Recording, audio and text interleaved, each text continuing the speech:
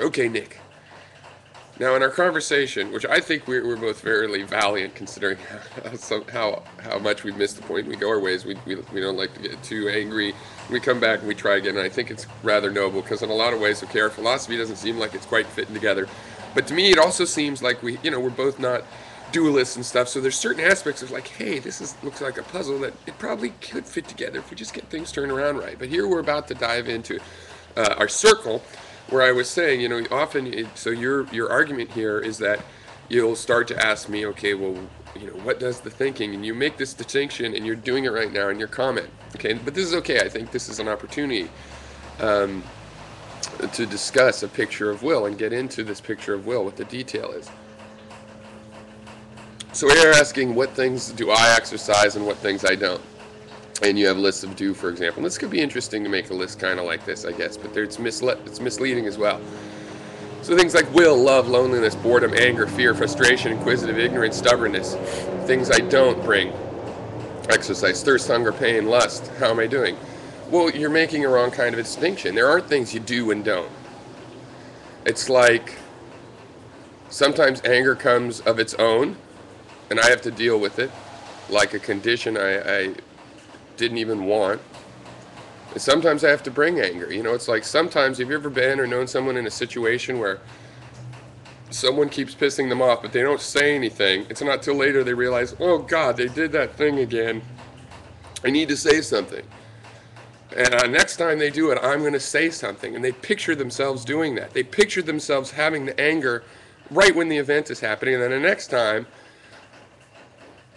it happens. And they're like, Jack, stop urinating in the punch. It was funny the first time, but don't do it anymore. It really pisses me off. I'm going to have to stop inviting you to our parties. Please, don't do that. And you can bring the will. The anger, in a sense, is its own will. All of these things have their own, all of your unconscious brain is still human. It still has will. There's a struggle of, and it doesn't have to be a struggle, it could be more like a conversation. But to me, the model is that there are many wills, and we're made up of these things. When they change, we change. These emotions can come on their own because they're part of a will of some other part of our mind, okay? The will to procreate, that's a strong force in our mind. The will to eat, that's a strong force. Usually they both go their separate ways, but they might struggle. And so in the don'ts, I can lower my hunger. I can be really hungry and think about it, and especially hunger because I happen to be able to do that. I could concentrate on enduring pain, and the pain gets more endurable and, in a sense, less of a pain. I can put myself in situations where, even though I don't have direct control of an emotion, I know what situation evokes that emotion, so I can move my body to that place where I'm going to, feel that feeling. But it's a communication. There is, when you're talking about what do you exercise, you keep breaking this down into the causer has to be different from the effector. But the cause and effect, that's one event. That's when energy is transferred between two things. And the cause and the effect, they're actually right there together. And we're splitting those up. And that often works. But in will, it gets confusing. Because no, there's not an agent willing these other emotions. The emotions are you. And you are the emotions. And they bubble up. And you can have some influence by visualizing certain emotional reactions. Visualize a situation, visualize an emotional reaction. You'll find next time you come, that emotion is more like, the next time the situation comes, that emotion is more likely to come. And so that's the kind of picture.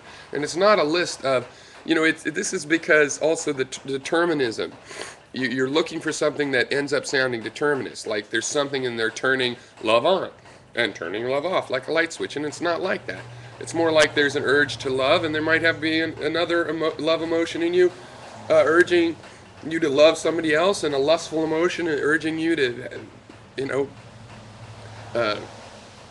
pursue yet another love interest, and all of this stuff can happen at once. And sometimes it's me, trying to make that. It can be a person with all of these different loves going, geez, I need to focus my love on this person I've chosen. I'm wrecking my life by having a sex addiction, and I need to focus. And you can do that, or the love can come on its own. But we're in the middle of that process where the stuff is coming on our own, and when we don't like what comes up, we can visualize and affect the next time the loop comes around, and it comes up differently. And if you're not good at it, you visualize the wrong thing, and you don't ever get control of your life. But if you are good at it, and Nick, I think you are good at it, then you will slowly change the cycles of your life, and that's willpower. Cheers. And thanks for trying it. And I mean, I think we're probably digging a little deeper than we have for a long time in trying to match our ideas up. So, okay, on the other hand, hopefully I was clear. On the other hand, this is like, I'm going to sip into my coffee. I just wanted to get up and check YouTube, and maybe I got online too soon, who knows, but hopefully you get that, and if not, it is a consistent idea. I could word it better later. Okay, bye.